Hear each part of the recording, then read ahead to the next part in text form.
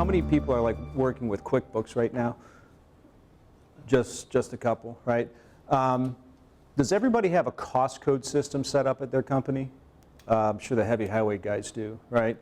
And as we all know, the most difficult part of any cost code system is getting that information reliably from the field, right?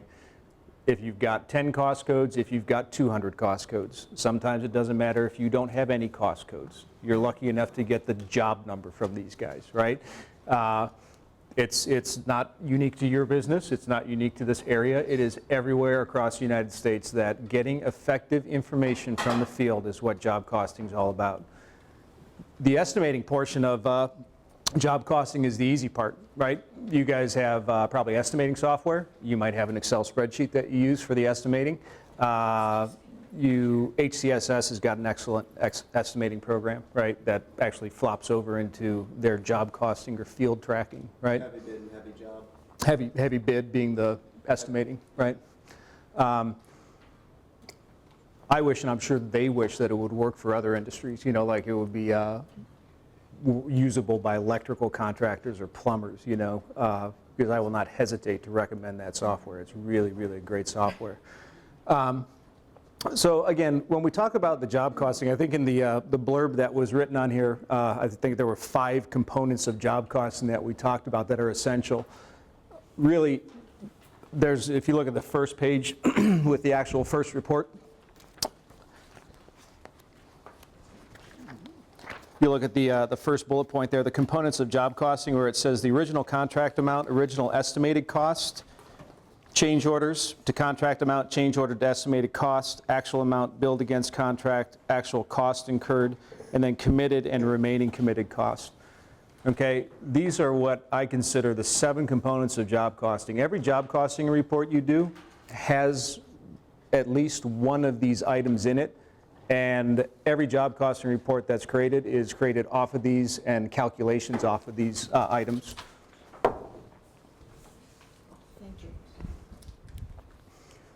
Anybody see anything that's missing there?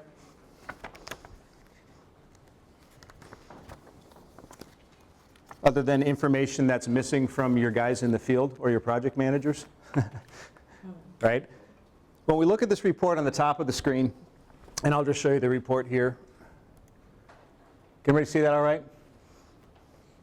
So we're going to be taking a look at these sample reports here with just these 3 jobs that have various information in it.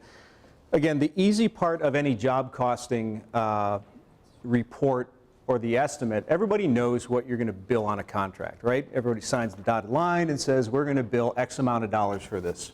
Hopefully, you have also determined what it's going to cost you to perform this work, right? So the estimated costs are in there. There's an estimated gross profit and an estimated gross profit percentage. So very high level report, really doesn't tell you anything, just to set up to say this is where all job costs start. All right, again, what level of detail we go into, we're going to cover that in a little bit in this session.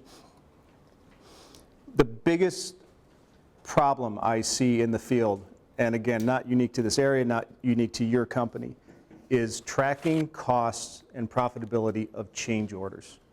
Right? If I ask for a show of hands, how many people run into this, right? Don't be shy. Everybody does, except those guys who use HCSS. Still the same thing, right? Project managers around the globe will let you know that, oh, I got this $13,000 change order, right? And then you ask them, well, how much is it going to cost us? Well, we're going to bill $13,000. How much are you going to, what's the cost on it? I don't have time for that, right? We're in the project, we're running, the change order's out there. The biggest problem with this is the fact that on an over-under billing report, on a percentage of completion report, if you don't have those estimated costs on the change orders and you're increasing your contract amount, your percentage of completion gets accelerated because your revised estimated cost hasn't changed, okay?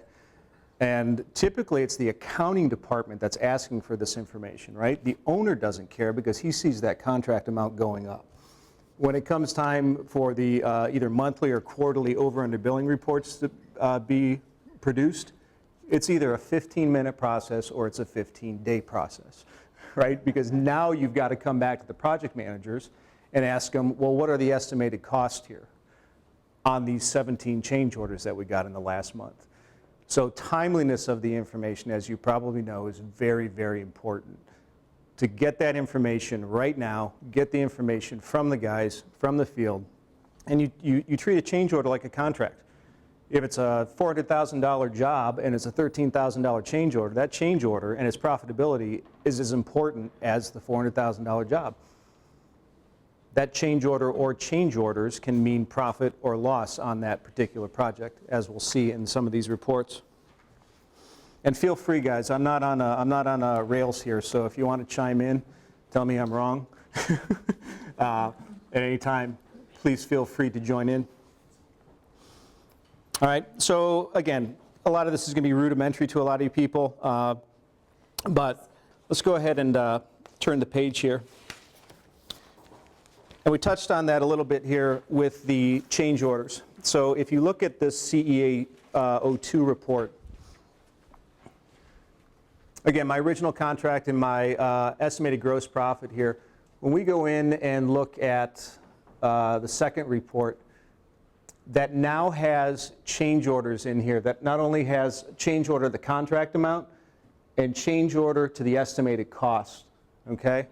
So again, you look at the change order as a separate contract, but it's a component of the original contract. If we're not putting these in, we're not revising our estimated gross profit, right? You'll see that in the second job that my profitability, where it was and where it is now, is much different, all right? This is because I've got a change order in there that has no contract amount. It's a change order to say, hey, my costs are going to increase by $22,000. What can cause this for the guys that are out there that are working on it? Materials expense, right? That you went out and thought you bought out a job, didn't get started on the project, price of copper tripled, quadrupled, right? That's the other issue that we're going to talk about later too, is purchase orders and making agreements for purchase prices so that you don't run into these surprises. This is a bad sign. This is a bad sign here that I've got to adjust my contract or my estimated costs by $20,000, and I'm not going to recognize any revenue on it. Okay, sometimes has to happen. Again, this type of change order would probably be entered in the system to adjust your percentage of completion to make sure that you're not accelerated. Those kind of change orders can also mean a loss on the project, unfortunately. When we look at the item here, where I see the change order to contract at $258,000, and I see my change orders for my estimated costs at $177,000, that might be one change order, it might be 10 change orders. It doesn't matter. The fact of the matter is that I do have a contract amount and I do have an estimated cost for that particular change order or change orders. Simple report again here, guys. The equations aren't here, but if you look at the numbers, I've got my original contract, and if I add in my contract change orders, my new revised contract, or what I'm expecting to bill, is going to be at $350,000, right? My original estimated costs were $163,000. I've got $60,000 in additional costs, so my revised estimated costs, $223,000. Building on that first report that we looked at, that was simply the original contract and the original estimated costs. Estimated gross profit is simply the revised contract amount, this amount here, minus my revised estimated costs. This is what I'm looking to make on that job. Estimated gross profit, the equation's back on the first screen, which is the estimated gross profit divided by the contract amount. Give you your profit percentage. Let's continue on here, guys, to the third report. And this is kind of exactly what you're saying. So the top of the page, again, is back to the 01 report. And here's the example that we see the jobs with the original contract amount, the original estimated costs, and the gross profit. We're on item number 4 here. So the components of the estimated cost, and this is what you were talking about, right? The components of the estimated cost, guys, in general, I will say that everybody can look at this and say estimated costs are broken down by your labor and associated payroll burden, okay? The payroll burden being the payroll taxes of FICA, FUTA, SUTA, workers' comp, potentially a 401k match if you've got it. General liability insurance, workers' comp insurance, union and or prevailing wage fringes that are paid, right? And these are the items that Mary Beth was saying that this is what's forgotten, right? Because people go, oh yeah, we're $13 an hour. Yeah, you're on a job that is charging. I think the union contractors have a way better hold on it because you know what you paid that guy for that particular fringe, right? You know what that operator costs. You know what everything costs. A really beneficial report at the end of any project is to go back and look at what your average labor cost was for the projects over the last 6 months. We need to see where that thing is. So if we're estimating these projects at $27 an hour and we can't perform these things, for less than $32 an hour, we're lost already, right? You're talking about the labor. Labor is the X factor. That estimated labor dollars that you're looking at has really got to be a solid number. Materials, you make a call, you find out what that concrete costs, right? You make an agreement that in the next 6 months, if I buy X amount of concrete, it's going to cost me this. You buy out the job, you write a purchase order, there's a contract, that's a fixed cost. You shouldn't lose any money on that. Shouldn't. Depending on the estimate, shouldn't. Depending on the estimated quantity is there or not, right? If you go in and you say, oh, there's 5,000 cubic yards needed and it ends up being 12,000, you either hope to write a change order or you take it on the chin, right? If we come down and look at this, there's subcontractors costs, which you were talking about, the fixed costs, right? The rented equipment, job-specific licenses, fees, permits, and bonds. So these are all the kind of general things that you can identify on a job that most people will know that these are the items that we need to go into the estimate with, okay? Mary Beth pointed out a couple of these that some of the newer contractors miss, right? You don't think about this. Oh, it's not a job-specific expense, so we don't have to worry about it with the estimate. That's where it gets into the indirect and overhead expenses, okay?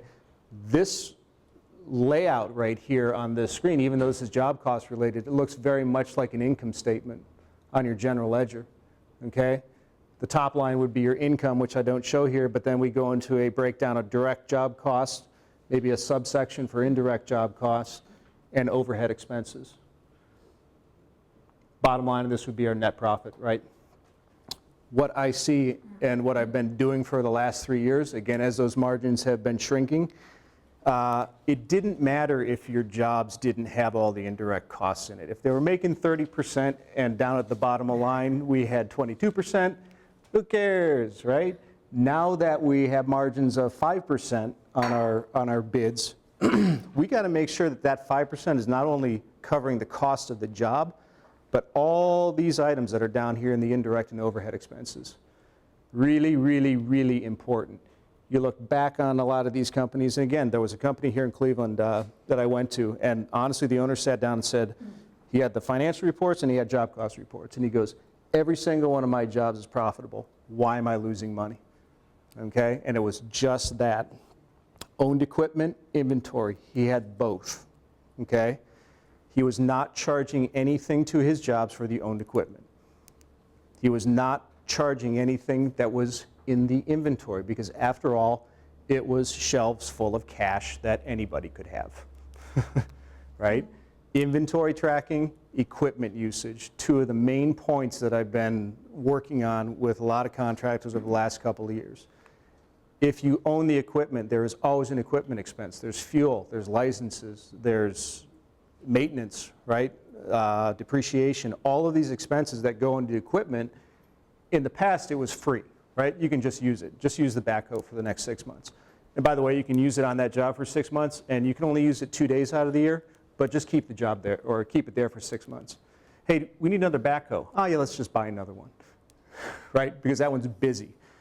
So these expenses here, when you're looking at the estimating, again, Heavy Bid does a really good job at this of putting together a crew and putting together the equipment that's needed.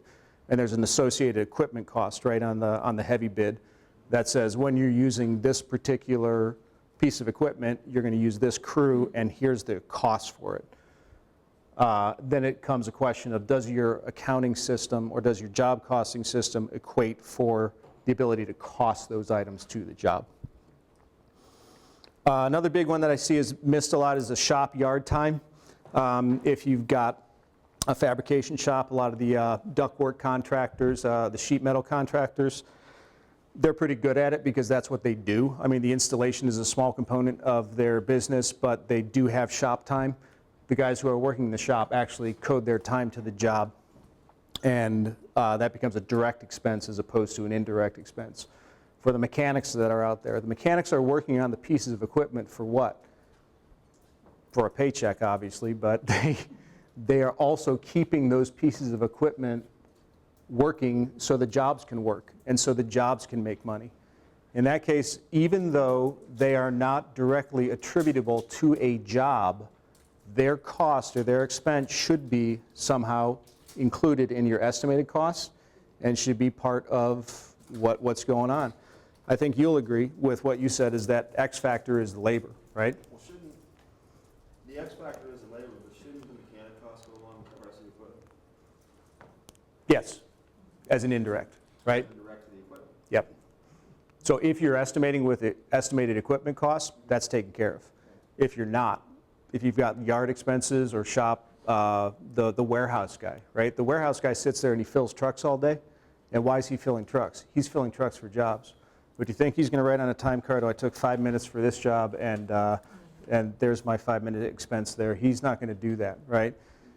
So any of these overhead expenses, you got to keep in mind that the labor, the more labor we have, everything else is a controlled cost. If I'm looking at my labor and that's what I need to sit there and watch and monitor, that overhead allocation, I will say typically is based on that labor dollars because that's the question mark, right? The more labor a job has, the more of this overhead it should accept. If you think of it that there's a project that's got a $200,000 compressor that we're installing and it's going to take one guy, as opposed to another job that's got $180,000 worth of labor and no materials. Guess what's going to take more effort on your part, on the accounting part, on the project management side? That $180,000 worth of labor, that job, even though it's less cost, is the one that's going to take all the time. It's the one that should accept a lot of these overhead expenses, whereas the other one, you issue a purchase order and takes a couple guys with a couple wrenches, install, you're done. And that's just it, that X factor, right? That $180,000 job that you've got all labor in, that's the one that you got to keep your eyes on because now you're performing to this. There's a little blurb on the article from Mike there, and he kind of goes over that as well, that the overhead is a portion of labor. Again, it's one of those that most accounting systems can handle pretty well. We do it automatically through payroll, so you can tag a job or you can tag the entire company and say there's 38% overhead on top of this. Now that's on top of your FICA, FUTA, SUTA, workers' comp, right? So when you look at your total job costing here, guys, with your labor, your payroll, your materials, subcontractor, rented equipment, the job that you were talking about with the X number of dollars in the materials and subcontracts and the, whatever it was, the 10% in the labor, right? Yeah. That 10% can just literally trash the whole project. That 10% is that X factor that you got to keep on those hours. You look at the estimated hours versus the actual hours. You look at the estimated cost versus the actual cost. And that job is going to take part of this 38%, right? Because how long does it take to write a subcontract? You probably got a form that's all done, you know, a couple phone calls, it's project manager. Exactly. You know, it takes you less time to write that subcontract for $200,000 than it does to get the 40 guys to the job for one day. So the percentage that's defined or come up with, guys, is based on your company.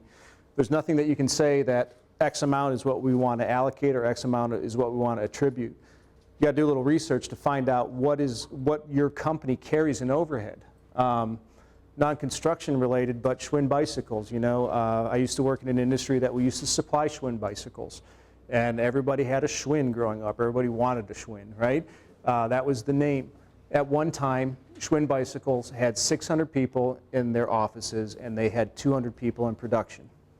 Okay, a little bit overhead, right? It's also why they eventually moved to China and then eventually kind of disappeared. So tracking the overhead expenses, I think that could be a whole nother class, you know, on general ledger and doing income statements, right? Because that's a whole nother beast. It is directly related to your direct job costs. But again, make sure that when you're looking at these costs and you're doing your estimate, that you are picking up the indirects, these inconsequentials, because these items, when you get down to the bottom of the financial statement, they will put a hurting on your job profitability if they're not already absorbed into the actual cost. Let's move on here.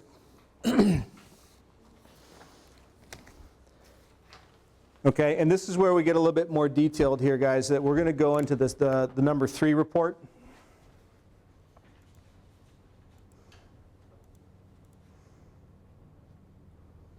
Okay, again, very high level. We're going to get to the detail in a second. But this right here, this report, we were looking at all the estimate, right? The estimates with the change orders and making sure that the change orders we're getting from the guys in the field or getting from our project managers include a contract amount and an estimated cost amount. Here on this percent completed cost versus percent complete on income, we now have actual cost and we've got actual billings. Okay, so this is a nice report to track as the project goes along. It's not an over-under billing report, but just shows you simply that we can compute now a percentage of completion based on cost and a percentage of completion based on income. All right, again, very high level. We're going to be looking at one that tracks it by cost class, by labor, by materials, right? A lot of times when we look at this, I might be feeling real good about this, that I've billed 46% of this project, or excuse me, that I've got 46% of cost on this project. I've only billed 14%. All right, so this is a nice report, just a little tattletale for your project managers to look out there and say, hey guys, by the way, for the estimate versus the actual cost, here's your percentage of completion on these projects. Right here is the percentage of completion based on our billings. All right, we've got some good stuff happening, we've got some bad stuff happening. Overall, I'm a little bit underbilled in the sense that I'm 27% complete on my estimated costs. I'm 23% complete on my billings for those contracts. This job right here that says I'm 46% complete on my estimated costs, I've only billed 14% on that. All right, guess what job is sucking money out of the company? Right, there's a little cash flow problem there in the sense that that job right there is, we're putting a whole bunch of stuff out there. Now maybe we haven't earned the right to bill, maybe we're working on a state project and we will get paid, that we bill when we get paid because they tell us what we're getting paid. But for the most part, this report, again, a nice tattletale. This job right here, I'm 20% into it, and this project manager has told me to bill half of the contract amount already. Overzealous? Great. Cash-wise? Great. You want to make some collection calls? That's the way to do it. All right. Now, it also might be a situation where we're doing it that well. We're performing this job that well. Okay? That, wow, we estimated this one way high. We got into, we estimated there were going to be a lot more problems than we actually got into. And we are okay with billing this amount there. Last job's the perfect situation, which will never happen, ever, in the history. You're actually not doing too bad there, right? Because your actual costs are $200,000. You've billed for $230,000.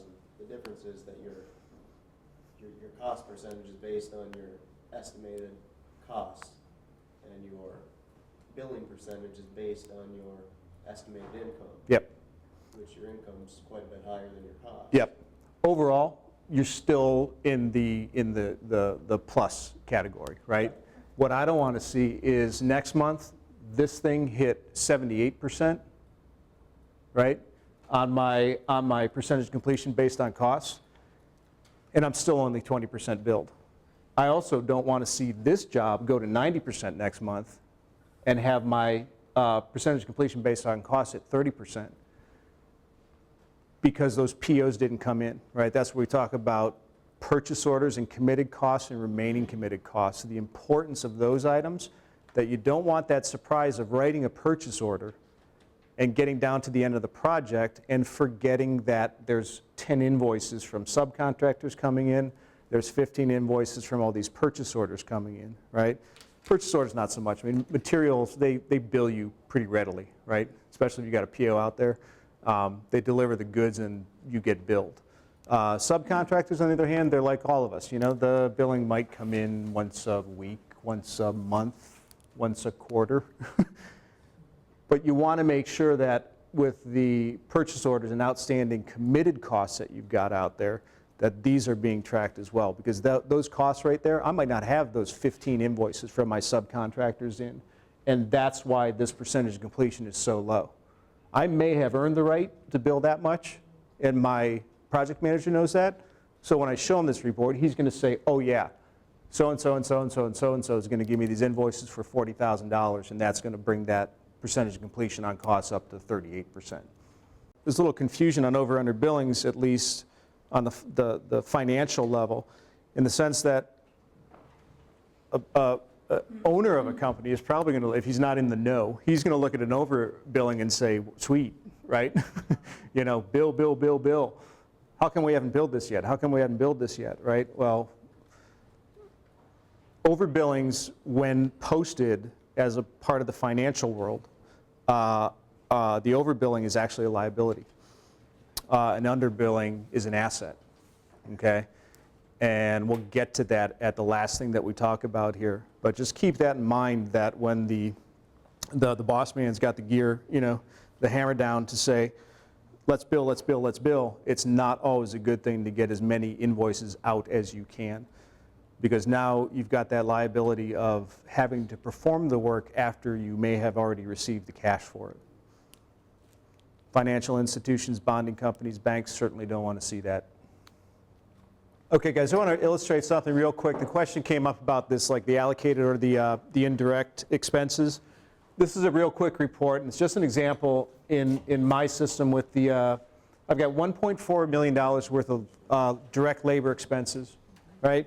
And this is just my shop expenses here, okay? But this could be any and all of my indirect expenses that I want to allocate to the jobs. Very simply, I've got $251,000 in my shop labor, shop FICA, FUTA, SUTA, workers' comp, shop supplies, tools, equipment expenses, labor, right? All this can go in here. Very simple equation here that takes that $251,000, divides it by my total labor costs, and this 17.9% is that amount that I'm going to tag to every labor dollar. Every labor dollar that I cost in my job costing is going to go in and cost 17.9%. Foundation will let you go in there and actually expense it, and what it'll do on the financial statements is I've got a line up here, or a line item in my direct expenses, that says indirect expenses allocated to jobs, and then I've got an offset down here that actually credits on the financial statements. So the percentage that we were talking about, that if it's wrong, it's wrong, that's going to show me right here, because I might have $240,000 expensed up into the job cost, and I'd be able to see here that there's a difference of $10,000, so I'm underallocated. If I put 22% on these jobs, I would then be overallocated, right? And I'm seeing that I'm taking too much up to the jobs. I'm over-expensing the jobs for the overhead.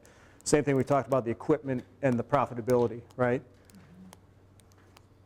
All right, so just an example here. Now, this is when the cat fights begin. Cost codes, cost codes, cost codes. And I, just in that few seconds that we were chatting along here, everybody said it. Reliable information from the field. Your cost code structure is based on one thing and one thing only. Reliable information from the field. You can have 10 cost codes, you can have 1,000 cost codes. If you're working for the state, you have the potential of having multi-thousands of cost codes, right? Because your cost codes are probably designated by the line items that they've got in the ODOT book, which they'll change on a whim. So don't commit any of them to memory. All right. On the other hand, when we look on cost code structure, the question is what can be tracked and what can be tracked reliably? Does the guy know, for the, I got a couple examples here, a drywall contractor, can the guy who's hanging the sheetrock, can you tell if he's putting up a 4x8 sheet or a 4x12 sheet? hopefully, right? There's a big difference in weight in getting them around corners and putting them up and looking at the stack. It's either 12 foot long or it's 8 foot long. We talked about it right there. There's a culture. There's a culture that you need for these guys to buy into for them to give you this information back. If they don't see any benefit to it, and they don't care whether they were pouring concrete, doing a slab on grade, doing flat, doing curbs, doing sidewalks, if they don't care, these reports are pretty much useless on a cost code level. If you're not familiar what cost code structure is, guys, it can be very specific to your business, okay? I've included a copy of the Construction Specifications Institute, the CSI codes. These are the old codes. They now have how many divisions? Does anybody know right offhand? Like 52, 58? Yeah, there's a whole bunch more than you see here, right? This is the old breakdown. Works really well for a general contractor. But you can see that if you are in one of these particular trades, if you're in to metalworking or you're into concrete, it's a good structure at least for a start, okay? How many cost codes do you guys run in your business? What do you think, Joe? Too many. That's what I think. Too many? Too I many. mean, it's based on a DOT. I would structure. say our, And so, yeah, I mean, our profit, where our company profits, we should not use more than 30. That's what I would say, you know, with the work that we perform Yep, ourselves. yep. When you Yes. go above 50, now you're getting crazy. It's a crapshoot on what you're going to get, right? Exactly what you're Yep. getting back. Yep. That's where we fail a little bit in the codes. In the notes that I wrote before, it's one of those things where you can start small. You can start with one cost code. And then as you're working towards this structure that you want to develop, you say, let's now break this down because I need to track this. I need to know if hauling is something beneficial for us to do or if it's beneficial for someone else to do. Okay, so I'm going to break this cost code out for hauling and say I'm going to put my subcontractor costs there. I'm also going to put my direct labor costs there. I'm then going to look at these, and I'm going to do nothing but subcontracted costs on this job. I'm going to do nothing but direct, self-perform it on this job. Then I can actually compare those two cost codes and look at the dollars that are going into them. Of course, we got to track some kind of quantity, right, to find out whether or not we're profitable. It's easy to expand. It's easy to contract, right? Problem is when you come in and a lot of times when we go and install software, somebody's never done it before, and there's one guy who is project manager from XYZ company that was a $200 million contractor, and he's coming into this $8 million contractor, and he wants to institute this cost code structure on this $8 million business, right? And they go, he's going to get nothing. And he gets frustrated, and the owner gets frustrated because all the job cost reports. What he's doing is really good if you've got the people and the mindset in place to track it. There is no problem with setting up a cost code structure and tracking it on a single job. Keep that in mind, that you don't have to go full, you don't have to go whole hog in the cost coding structure. It might take a year to develop. It might take 2 years. I will tell you that a lot of the cost code systems and structures that people have taken a lot of time to develop, right? So again, the CSI codes that are shown here, bare minimum, nice breakdown to start with, some good descriptions, and then you can see how these can be then subdivided into additional codes. That's why these as the old divisions, the new ones 52, 58, whatever the number is, I know it's more than 50. They've gotten into more detail and more breakdown with the CSI codes, all right? Those are available out on the web, okay? So again, the breakdown with your cost coding structure, that's one of those things where you can sit and talk about it all day, literally all day.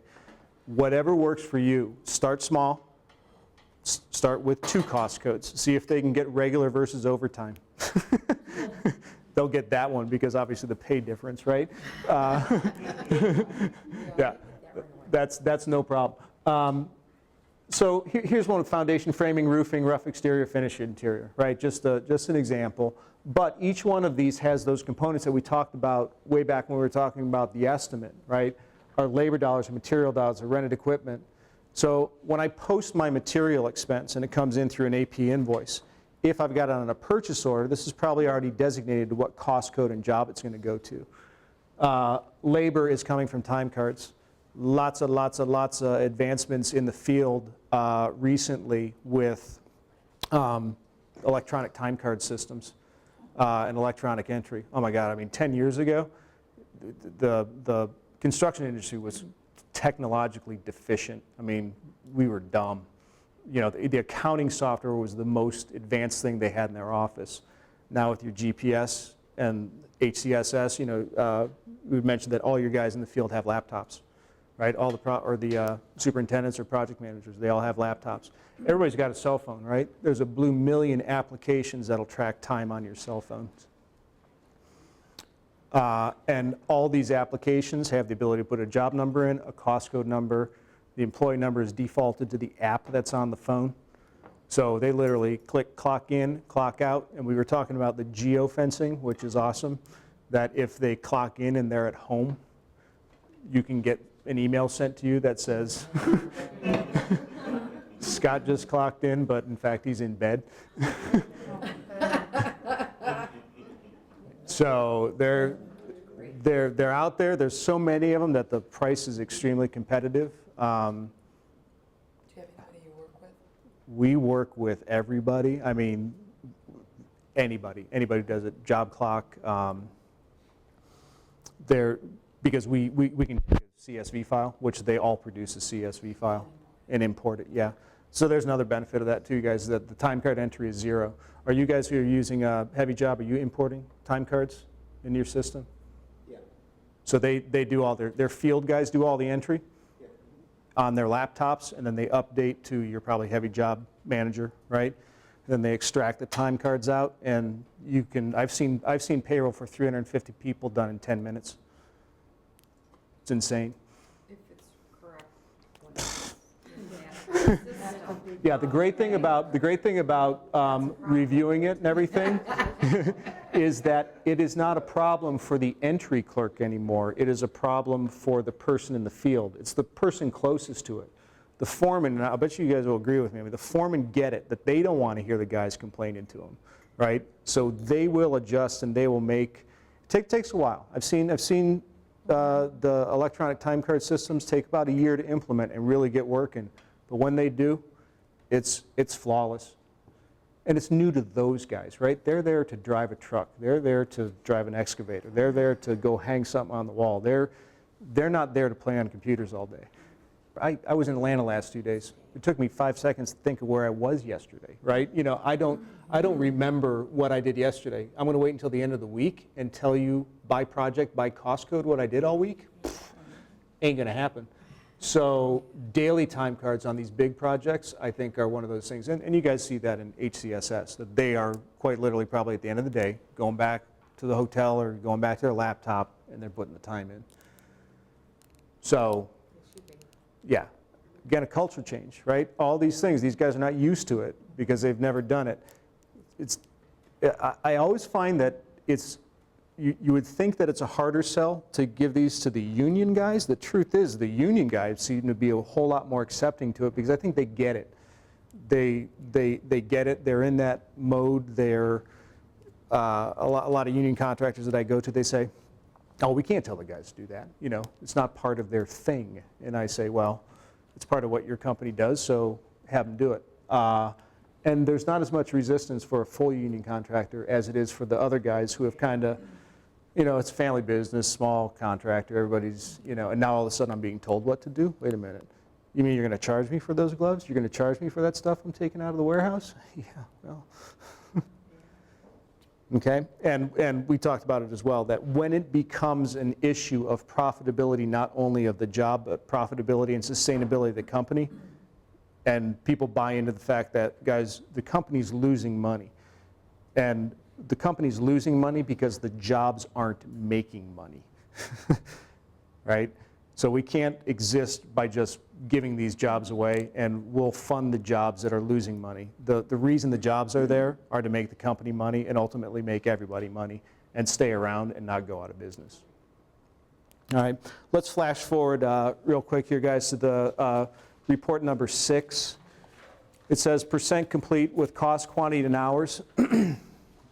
This report, again, when you're coming up with your cost code structure, we were talking about the doors, right? We're not so interested in how many fasteners we are using, right? But we are interested in how many of those $2,000 steel doors we're putting in, right? If the type of door or type of installation becomes the cost code, and we can track a quantity on it. Quantity reporting is huge. Quantity reporting is the pinnacle of job cost reporting in my mind. Quantity reporting allows you to go in and say, not only did it cost me this much, did it take me this many hours to do it, but this is how many I did, all right? I can look at someone's system that did quantity reporting and be an estimator tomorrow, and I will make money on every job, right? Because there is a estimated cost per quantity for installation. I'll get to you in 1 second here. So I've got this cost code structure here of 4-inch pavers. There's a unit of measure. They're 8-inch sewer line, roofing installed shingles, exterior stucco. Unit of measure, my estimated quantity. So my quantity relates to my unit of measure. I've got estimated labor hours. And then you'll see there's a percentage of completion that I can calculate based on the estimate versus actual, not only on labor hours, but on the quantities installed and the cost incurred. Huge. I now know what it costs and how many hours it takes to put in 50 of those doors, right, by cost code. So that's the determining factor, right?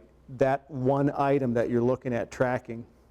The heavy highway guys have got it easy because their breakdown is based on their billing and their line items that are on the billing. There's another one for you if you're billing by AIA. A lot of people will have a cost code structure that is the same as the billing items on the AIA. That might mean that every job has a different cost code structure, but if you've got a project manager or someone close to the job that's out there, they're looking at what items are going to be billed that period, and they can cost code those appropriately. Not a great idea for a 200-line AIA, certainly a great idea for a 20-line AIA. I just want to touch on the over-under billing because ultimately all the job costing, whether we go, you know, we start out with the estimate, and the estimators, they estimate every single one of those fasteners, right? They're getting the finite detail. What you want to do is hopefully compress that job costing into a manageable amount of codes or items that you're tracking in the field, right? And then we get down to the ultimate or the final portion of this, which is on the financial statements and the over-under billings. And you'll remember when we talk about this revised estimated cost, right? This right here, change orders, change orders, change orders, change orders. Change orders need to be put in the system. Change orders need to be tracked. Change orders need to be put in the system, and they need to be tracked when they happen, okay? Not when we get to this point and we're creating an over-under billing report for the second quarter. And, oh yeah, by the way, I had this $100,000 change order I forgot to give you, and it's from February. Not a great time to get that, all right? So change orders, as you're getting change orders in the system, make sure that you've got the contract amount and the estimated cost. Rule of thumb, for the people that say we can't give you the estimated costs on those change orders, I don't care if you break it down by cost code. Let's talk about profitability. At least let me know what you're going to make on this change order. So if it's 5%, 10%, if you want to use the original estimated gross profit on the job, we'll stick with that. The bottom line is that we've got to get some kind of estimated cost in here because the over-under billing report is defined or determined by the percentage of completion, okay? Percentage of completion based on cost. So I take my cost to date and I divide it by my revised estimated cost. That gives me my percentage of completion. A lot of different ways to get to this next number, which is the earned revenue, okay? I like the KISS method where you just take a percentage of completion and you multiply it by your revised contract amount. If I have completed 46% of this project, I have earned the right to bill 46% of my contract amount. That is this earned revenue, okay? Billings to date, how much I've billed, and then I'm either overbilled or underbilled based on that earned amount. Does that make sense? Don't think that those accounting people are so smart. Over-under billings are not that difficult. People make them difficult because they want to make them look like what they think they should look like, as opposed to letting them look like what they are. Right? Although this number, the percentage of completion, this is a number that a lot of people will play with. Again, very simple over-under billing report. A lot of people will look at this and they will do the forecasted hours at completion or forecasted dollars at completion. So if you got a project manager that can actually look at this and say, I've got my cost to date here of $103,000, my revised estimated cost of $123,000. Project manager is good. He's going to tell you got $100,000 left in this project. He can tell you that. If that's the case, then that cost to complete is actually, or the percentage of completion is actually increased. That would be one of those change orders that you put in with a negative $20,000 on the estimated cost because you're buying down that project, right? Then your percentage of completion goes up, your earned revenue goes up, and your right to bill more on that project goes up as well, as does the profitability on the job. Okay?